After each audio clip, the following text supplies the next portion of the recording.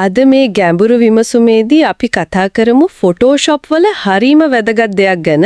ඒ තමයි adjustment layers. සමහරු කියනවා අනුවර්තන ස්තර කියලාත්. ඉතින් මේවා ගැන ලැබිලා තියෙන තොරතුරු ටිකක් ගැඹුරින් බලමු. විශේෂයෙන්ම අර මූලික දේවල් වලින් ටිකක් එහාට යන්න හිතන අයට, එහෙම නැත්නම් ප්‍රොෆෙෂනල් වර්ක් ෆ්ලෝර් එකක් හදාගන්න අයට මේක ගොඩාක් වැදගත් වෙයි. රූපයක් හදද්දී හොඳ කන්ට්‍රෝල් එකක් ඇතුව ප්‍රොෆෙෂනල් විදිහට මේවා පාවිච්චි කරන්නේ කොහොමද කියලා බලමු. ඉතින් කොහොමද අපි මුලින්ම මේ ඇඩ්ජස්ට්මන්ට් ලේයර් එකක් දාගන්නේ? ලේයර්ස් පැනල් එකේ අර පහළ තියෙන අයිකන් එකක් තියෙන්නේ අර භාගයට කළු භාගයට සුදු රවුම. ඒක නේද ක්ලික් කරන්න ඕන. ඔව් හරියටම හරි. අන්නේ අයිකන් එක ක්ලික් කරාම ලිස්ට් එකක් එනවා. එතන තියෙනවා ජාතික ඇඩ්ජස්ට්මන්ට් ලේයර් වර්ග. then brightness contrast levels curves hue saturation color balance ඔය වගේ ගොඩක් දේවල්.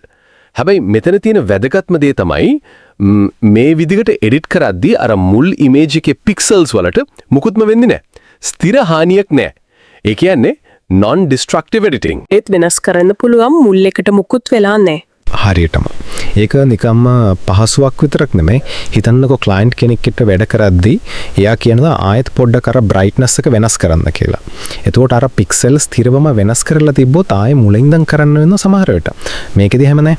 හරි තේරුණා. එතකොට අපි හිතමු දැන් එක ඇඩ්ජස්ට්මන්ට් ලේයර් එකක් තෝරගත්තා කියලා. ඊට පස්සේ අර ප්‍රොපර්ටිස් පැනල් එකක් එනවා නේද? ඔව්. තෝරගත්ත ගමන් ප්‍රොපර්ටිස් පැනල් එකෙන් තමයි ඒ ඇඩ්ජස්ට්මන්ට් එකට අදාළ ඔක්කොම සෙටින්ග්ස් අගයන් එහෙම සියුම්ම හදාගන්න තියෙන්නේ. ඒක තමයි කන්ට්‍රෝල් පැනල් එක වගේ. හරි. ඒක තියරි එක. දැන් අපි බලමු මේක ඇත්තටම වැඩක් කරද්දි කොහොමද පාවිච්චි වෙන්නේ කියලා. මූලාශ්‍රවල තිබුණ පොදු උදාහරණයක් තිබ්බ නේද? අර පෝට්‍රේට් එකක මුහුණ විතරක් බ්‍රයිට් කරන එක වගේ.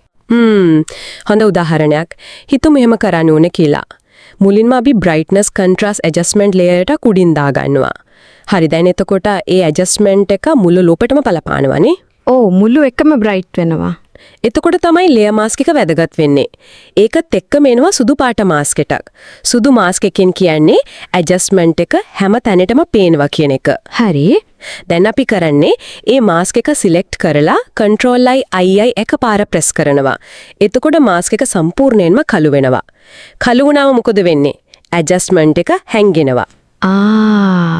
කළු කියන්නේ වහනවා, සුදු කියන්නේ පෙන්නනවා වගේ. හරියටම හරි. කළු පාටින් වෙහෙනවා, සුදු පාටින් ඇඩ්ජස්ට්මන්ට් එකේ ඉෆෙක්ට් එක එළියට එනවා. දැන් මාස්ක් එක කළු නිසා බ්‍රයිට්නස් එක කොහෙවත් නැහැ. ඊට පස්සේ අපි සුදු පාට මෘදු බ්‍රෂ් එකක්, soft white brush එකක් අරගෙන අර කළු මාස්ක් එක උඩින් මුහුණ තියෙන හරිය විතරක් පේන්ට් කරනවා. ඔව්. හරියට මෙහෙම පේන්ට් කරගෙන යනකොට අර බ්‍රයිට්නස් වැඩිවීම අදාළ වෙන්නේ ඒ සුදු පාටින් පේන්ට් වෙන හරියට විතරයි. ඒක තමයි මාස්ක් එකේ බලය. අනික පස්සේ හිතනොත් මදි හරි වැඩි කියලා ආයිතේ මාස්ක් එකේම කළු පාටින් හරි අලු පාටින් හරි පේන්ට් කරලා ඒක සියුම්ව හදා ගන්න පුළුවන්. එහෙම නැත්නම් ප්‍රොපර්ටිස් පැනල් එකට ගිහින් බ්‍රයිට්නස් අගයම වෙනස් කරන්නත් පුළුවන්. ඔව් එහෙමත් පුළුවන්. සමහර විට බ්‍රයිට්නස් කොන්ට්‍රාස්ට් මදි වගේ නම් ඒ ලේයර් එක ඩිලීට් කරලා අලුතෙන් කර්ව්ස් වගේ තව කන්ට්‍රෝල් එකක් තියෙන එකක් දාන්නත් පුළුවන්. ඒ වගේම බ්ලෙන්ඩින් මෝඩ්ස් වෙනස් කරලත් බලන්න පුළුවන්. නියමයි. එහෙනම් මේක සාරාංශගත කළොත් ඇඩ්ජස්ට්මන්ට් ලේයර්ස් වල ලොකුම වාසිය තමයි අර non destructive කියන එක. මුල් ඉමේජ් එක සුරක්ෂිතයි. ඔව්. ඕන වෙලාවක ආපහු යන්න වෙනස් කරන්න සියුම්ම කන්ට්‍රෝල් කරන්න පුළුවන්. ඒක තමයි. ප්‍රොෆෙෂනල් වැඩවලදී මේක නැතුවම බැරි දෙයක්. හරිම පැහැදිලි. ඉතින් අවසාන වශයෙන් පොඩ්ඩක් හිතන්න දෙයක්. හිතන්නකෝ එකම ඉමේජ් එකක් උඩ අපි ඇඩ්ජස්ට්මන්ට් ලේයර්ස් කීපයක් දානවා. කර්ව්ස් වලින් කන්ට්‍රාස්ට් එකක් හැදුවා. hue saturation වලින් සමහර වර්ණ ටිකක් ඉස්මතු කළා. color balance වලින් පොඩි වර්ණ ගැලපීමක් කළා.